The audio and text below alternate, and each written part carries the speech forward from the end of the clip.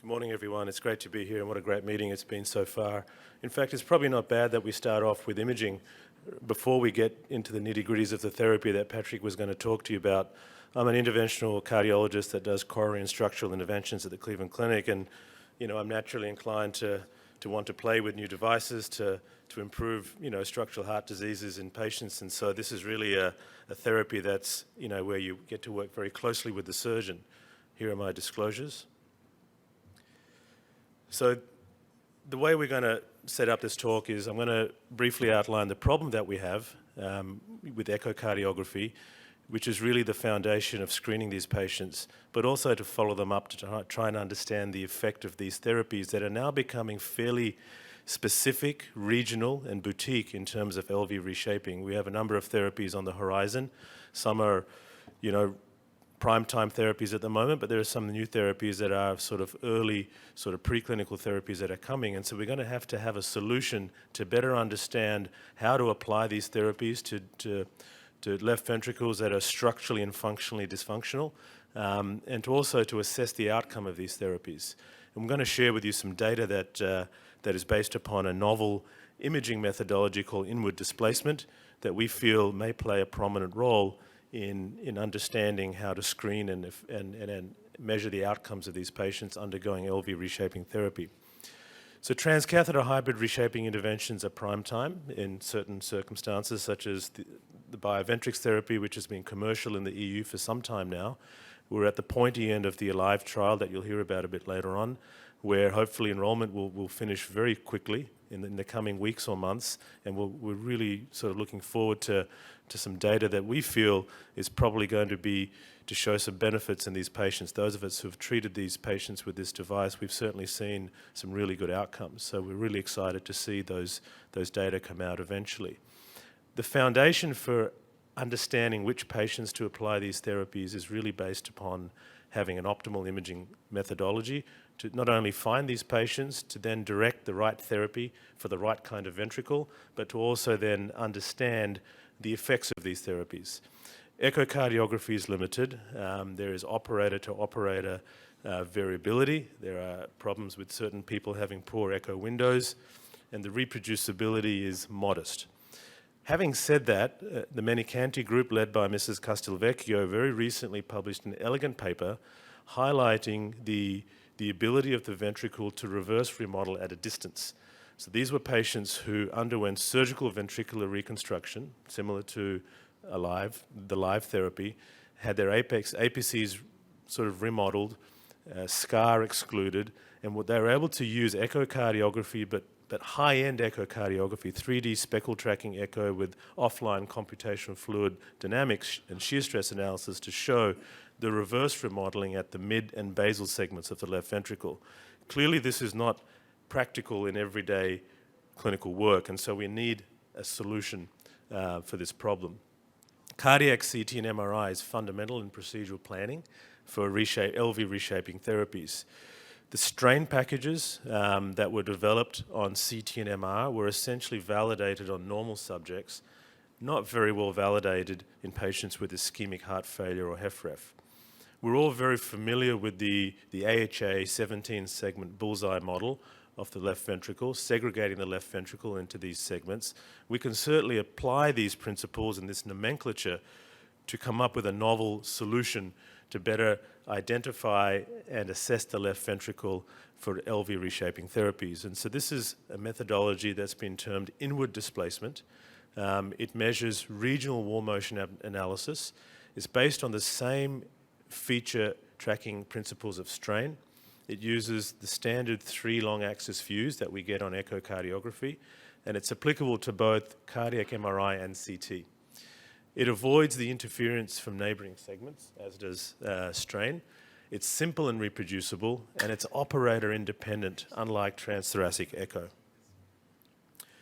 So what is inward displacement? So the inward motion of the endocardial wall towards to the left ventricle or the center of contraction is applied to each of these 17 segments.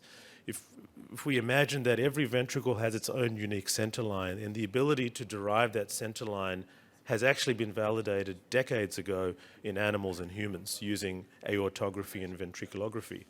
If we take this principle and we apply it to CT and MRI, we can derive a center line for each ventricle that's unique, and the distance that each of those 17 segments or any point across the endocardial border that contracts towards the center line is inward displacement. So to further highlight, so it is really the value defined for each point of the endocardial border given by the component of the displacement vector towards the true LV center. And we look at it end diastole and end systole, and we simply report it as a percentage of the theoretical maximal contraction to the center line. So 0% means no contraction of those segments, 100% corresponds to the theoretical limit that the ventricle or that particular segment contracts down onto its center line, and the percentage really is represented by inward displacement. So here's an example using MRI. You can see here the standard three-chamber view, the three long-axis views, the two-chamber, three-chamber, and four-chamber view, and you can see how that these regional segments are then segregated at the apex, mid-cavity, and basal wall, and then plotted on a 17-segment standard AHA bullseye model, and then we can derive the inward displacement expressed as a percentage for each of these 17 segments. And we can reproducibly do this both pre and post any therapy that reshapes the left ventricle. So how to interpret this? It's fairly simple. We all know that dark red is typically good, blue is bad. If you have 0% inward displacement, that tells you that you're moving towards complete hypoconsent is completely an akinetic segment. And below 0% represents a dyskinetic segment. So here's an example of a cardiac MRI taken both pre and post live therapy with the Bioventrix Revivant device. You can see here a fairly adversely remodeled LV showing a huge anteroapical scar, dyskinetic sort of apex, and you can see the effect of the live therapy in reducing not only the volume but improving the function in the segments at a distance. So how to actually understand this in a more accurate way? Well, here are the bullseye segments using inward displacement, both pre and post live therapy. And rather than visualizing and saying, well, the ventricle looks better on MRI and using global LV function or volumes, we can certainly hone down on each of these 17 segments and report the pre and post inward displacement. When you look at the case summary of that particular patient, in blue you can see the pre-procedural ejection fraction, the inward displacement of the basal segments in the middle graph, and the average displacement of the mid-LV segments on the right-hand side.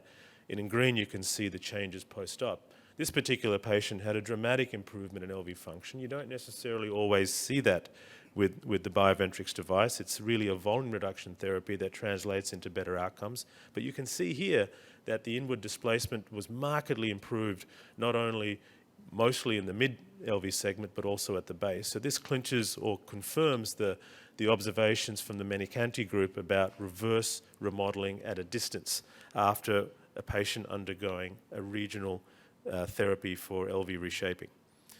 So what we did is we analyzed data from Europe, patients who had undergone this therapy with pre and post CT or MRI at least 6 to 12 months post live therapy. And we looked at the inward displacement of all these patients pre and post. And you can see here the summary of the inward displacement data. You can see that in blue, the basal segments and the mid segments pre, and in green, those same segments and their function or inward displacement post. You can see a 25% increase in basal function, and you can see a 37% increase in the mid segments. When we look to see how this correlated with some of the functional outcomes of these patients, you can certainly see a significant trend towards improvement in NYHA class. You see more patients in blue and yellow at follow-up as compared to at baseline. So certainly it's tracking with some meaningful functional changes. The 6-minute walk test showed a significant improvement. Again, these are 21 patients, a small data set, but showing some encouraging signals when we are applying this imaging methodology and correlating it with improvement in outcomes. The Minnesota Living with Heart Failure questionnaire scores also improved significantly. When we look at the end diastolic and end systolic volume, That jumped. Sorry. When we look at the end systolic and end diastolic volume indices across the board, we also see significant improvements over time. Ejection fraction, unsurprisingly, didn't necessarily change significantly. We have a p-value of 0.13. We know that this is a therapy that doesn't necessarily hone in just on EF. This is a volume reduction therapy, but certainly, some encouraging signs, things